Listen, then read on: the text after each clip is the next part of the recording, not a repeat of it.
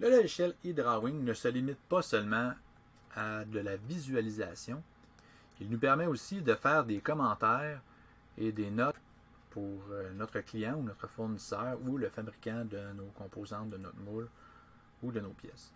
Donc, si vous allez voir ici dans Marquage, il va être possible d'ajouter des commentaires directement sur les différentes composantes de votre assemblage ou de votre pièce que vous retrouvez dans eDrawing. Comme parmi un des exemples, je pourrais ici aller sélectionner une dimension hors tout et venir indiquer à mon fournisseur que la pièce ici est trop petite. Donc, je viens confirmer. Je peux ensuite éditer pièce trop petite. Je pourrais marquer ajouter 1 pouce. Donc, j'aurai maintenant un commentaire qui serait inséré directement dans mon eDrawing. Là, par la suite, je pourrais rajouter différents types de commentaires pour différentes raisons. Là, ici, je pourrais rajouter interférence entre 1 et 2. Bon, j'indiquerai les pièces et je pourrais ainsi rajouter mes différents commentaires pour les éléments clés. Je pourrais aussi aller carrément dessiner à l'intérieur pour indiquer des endroits qui sont problématiques là, dans mes vues. J'ai différentes choses que je pourrais rajouter dans mes outils de marquage. Là. Je pourrais rajouter du texte. Ou ici, je pourrais mentionner ne pas oublier de choisir des composantes standards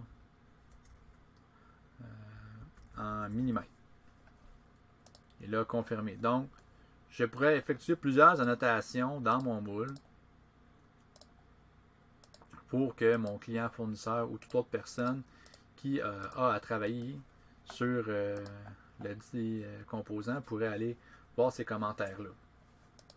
Et finalement, lorsque le travail avance, je pourrais aussi aller chercher le tampon qui me permet en fin de compte de approuver, indiquer comme quoi que c'est final à commenter à titre informatif ou différents commentaires qui vont être ajoutés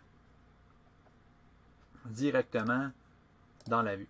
Donc là, voyez-vous, à partir du moment où je vais avoir mis mon tampon, là, elle va rester au centre de l'écran, puis ça va forcer les gens là, à le remarquer. Donc par la suite, là, je peux enregistrer ma pièce. Version commentée.